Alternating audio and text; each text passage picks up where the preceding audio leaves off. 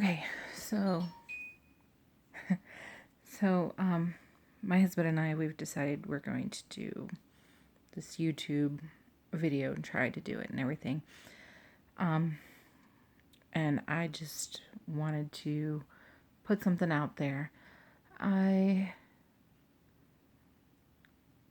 haven't told many people.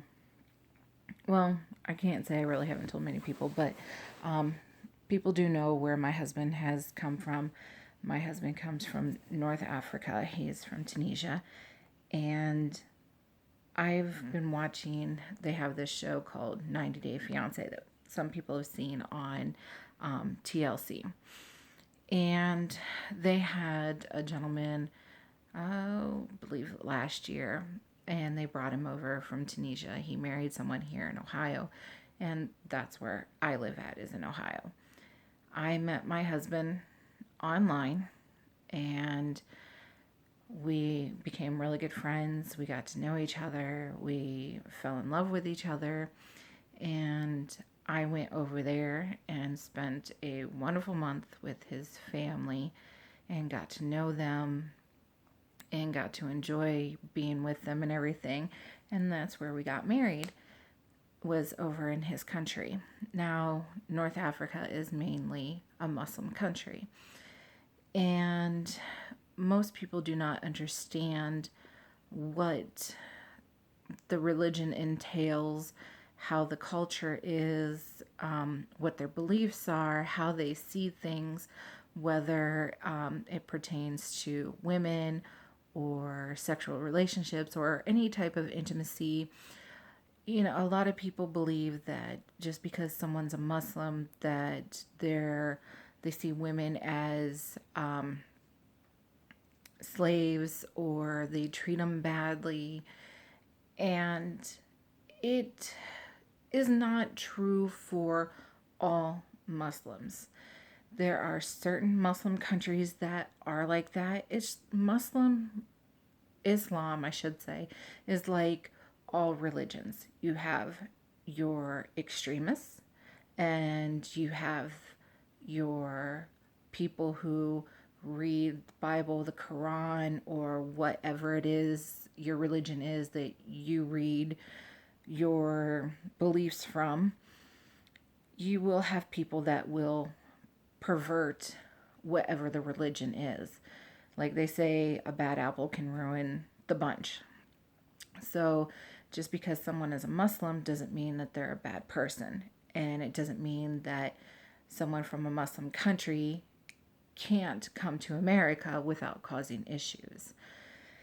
And I watched the one with the 90 Day Fiancé with Mohammed and Danielle, the couple that came from, the guy that came from Tunisia and the girl that was here from Ohio. There was an age difference, just like there is with my husband and I. And a lot of people are saying, well, when you marry a younger man, he only wants one thing. He wants to come over for the green card. And with the 90 Day Fiancé, if you don't spend enough time in their country, you don't get to know them, you don't get to understand who they are, what their religion is, and be honest with these people and tell them, you know, how things really are over here.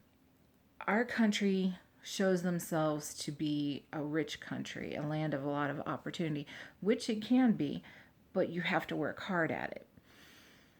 Now, there's another 90 Day Fiancé visa, or 90 Day Fiancé show on TLC that just came out. There's a girl from the US dating a Muslim man from Morocco. She spent 5 weeks over there. And one thing that most people don't realize is that being open about a sexual relationship, whether you're talking, you know, out in the open or even in a closed area, it's not something that they do. Yes, they do talk about it, but it's mostly friends talk to friends kind of like we do, and they'll ask questions and things like that. But they don't tell each other, oh, yeah, well, I was with this girl, I was with that girl, or I was with that man, I was with this man. It's not the kind of thing that they do. So the girl, Nicole, from Florida, is dating a guy named Azan from Morocco. And she went to Morocco, spent 5 weeks there, and all she did was complain about she doesn't understand why he won't hold her hand, he won't put his arm around her, he doesn't show her off, and won't show affection.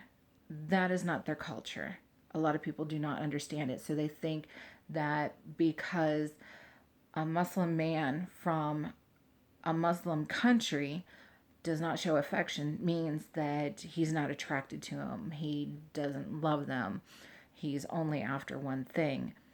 She did not try, it seemed, in the 5 weeks that she was over there to understand what his culture is and how things actually work over there. And it seems like he didn't fully explain everything.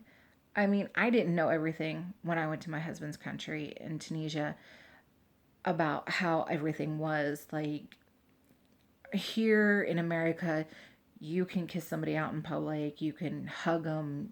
I mean, there's a lot of PDA. And for my family over in Tunisia who doesn't understand what PDA is, it's public displays of affection, which is kissing, hugging, and a lot of other things that happen here in the US do not happen over there in those countries.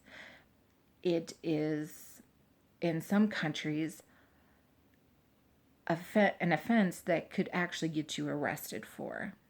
And if you're trying to apply for somebody to come to the US, you don't need them in trouble with the government. You do not need them in trouble with the law. You need to follow, like with any country that you visit, you need to follow the laws of that country, whether you agree with them or not. If you don't agree, don't go over. So I just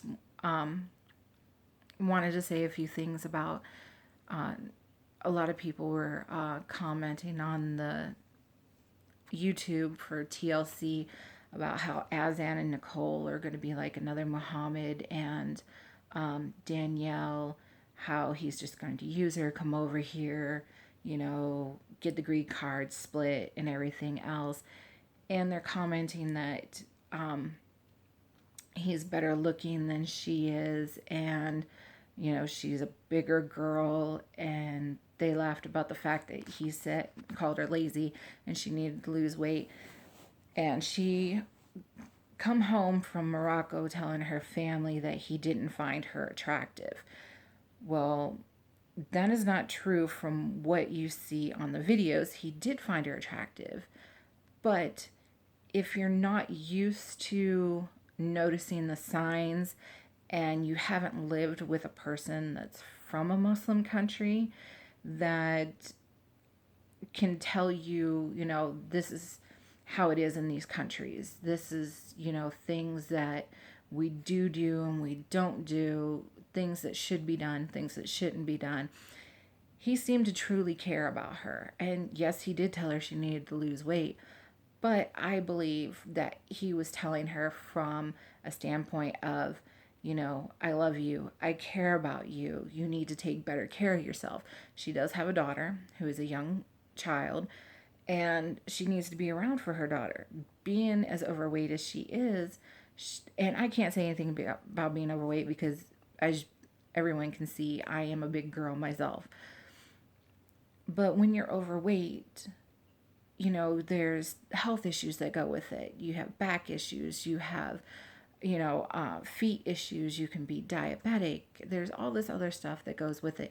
And he seemed, he did use some kind of cruel ways of doing it, but their ways are different than our ways. They express things differently than we express things.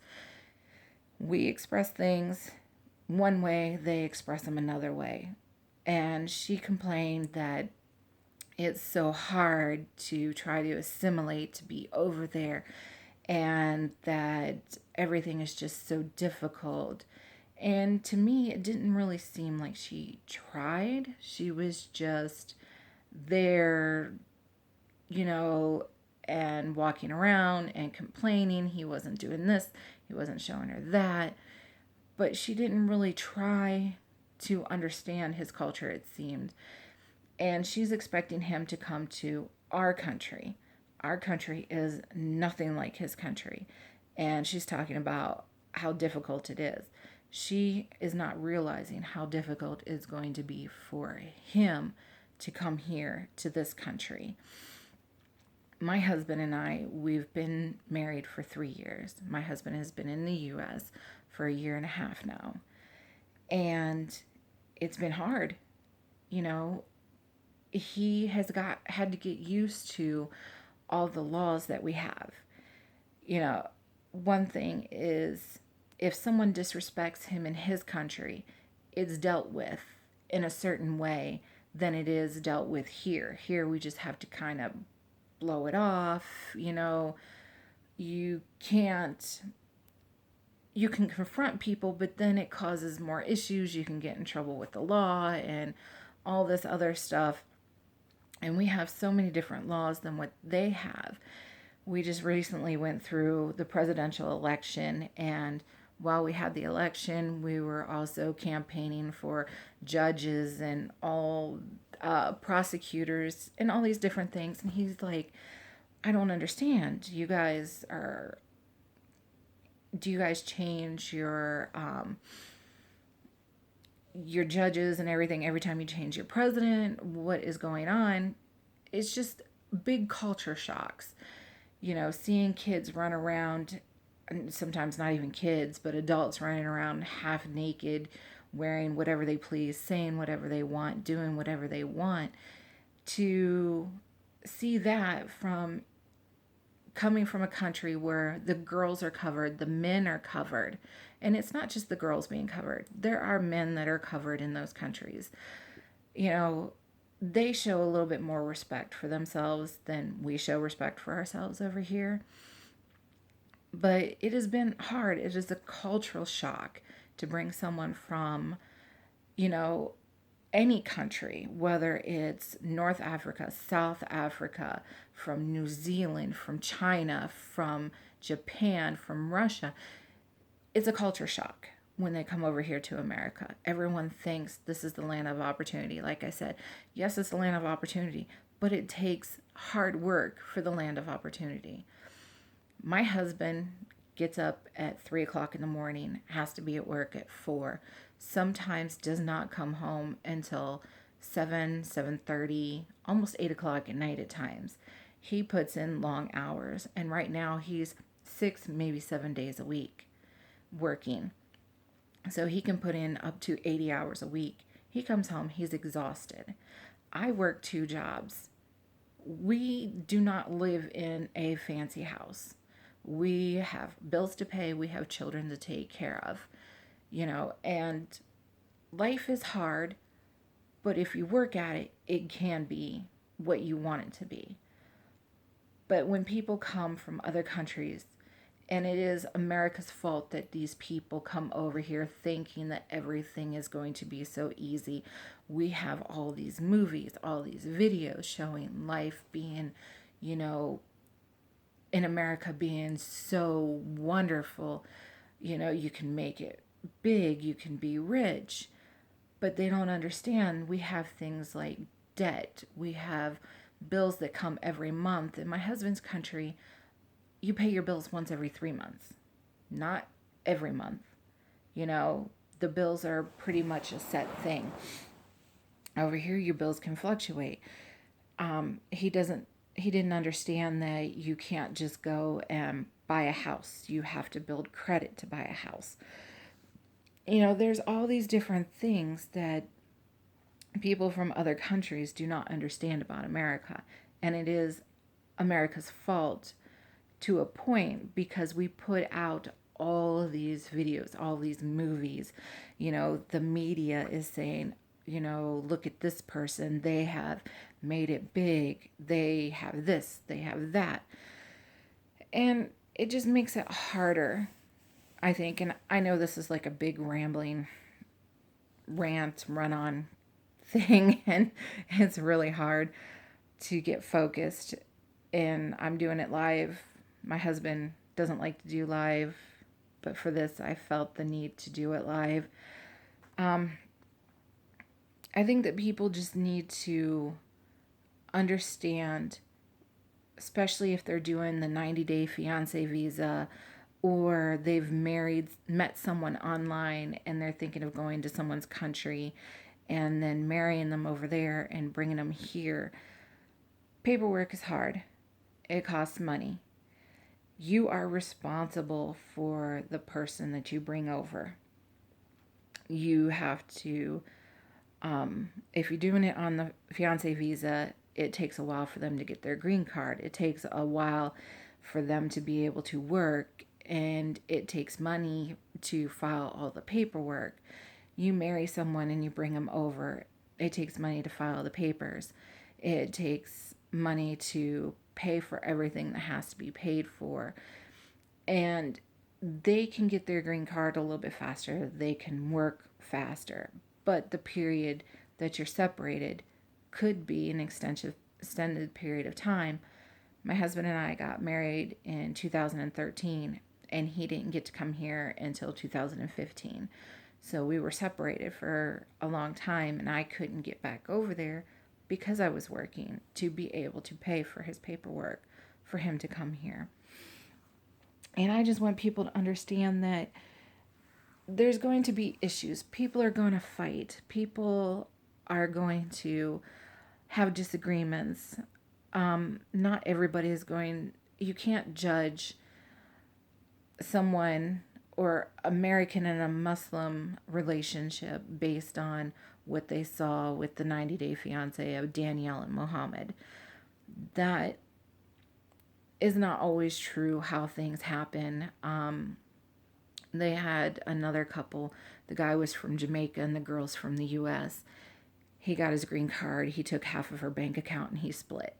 So it's not just because someone is a Muslim, they're using people and they're coming from other countries and just using them to get whatever they want. It does happen. I'm not saying it doesn't. It does happen. But people are looking at the negative, and then they're looking at the fact that there's a Muslim man and an American woman, and they're comparing it, like I said, to Danielle and Muhammad. And you can't do that. Azan seemed like he really cared about Nicole. Nicole gave her family a bad impression by saying he's not physically attracted to her. They don't show physical attraction the way we show physical attraction. She didn't try to understand that. She didn't want to understand that. She didn't seem to want to understand his country and his culture. And that's something that you have to learn to accept. And if they're going to have children, she's got to learn to accept that per his culture and his religion, those children automatically become Muslim children. They are raised in Islam in the Muslim way. Now, she's also going to have to accept that she has a child, and he's now going to step in the role of father, stepfather, however she wants to see him, of her child. That's another thing altogether that causes stress. My husband came over here. I have 3 children, and they're from my previous marriage, and he had to step into the role of being dad. This is something he didn't want. This is something he had to take over because of the fact that he married me. When he married me, he knew I had the children. And it makes an adjustment when you have children and you throw that into the mix of being in another country and a culture that's not yours. And it really takes time, and it takes a lot of effort on both parts. There's going to be fights, there's going to be disagreements, and it doesn't matter who it is, or what country you're from, or what religion you are. There's adjustments. There's going to be fights. There's going to be arguments. Just know in the end that you guys have to have each other's backs. You have to be there for each other. You may not like them in the moment, they may not like you in the moment, but just know that you two love each other and you need to fight for what you want. I'll make another video sometime explaining how I met my husband and the time we spent together when I was over there in his country, and our wedding, and how wonderful his family was. And I'll tell you some of the disagreements that we've had, but one thing is that we don't really share much of, we don't air family laundry or, family issues with the world. We don't do that. We deal with it in-house, we get it out, we get it over with, and then we move on. But I will tell you about some of the things that have caused some issues and how we work through them, just so that you guys can understand that there are issues. Nobody's perfect. I'm not saying I'm perfect. I'm not saying he's perfect. I'm not saying any relationship is perfect, because if you think a relationship is perfect, it's bullshit. No marriage is perfect. No relationship is perfect. You have to fight for what you want, and there's going to be hard times, there's going to be easy times. You just have to work through it.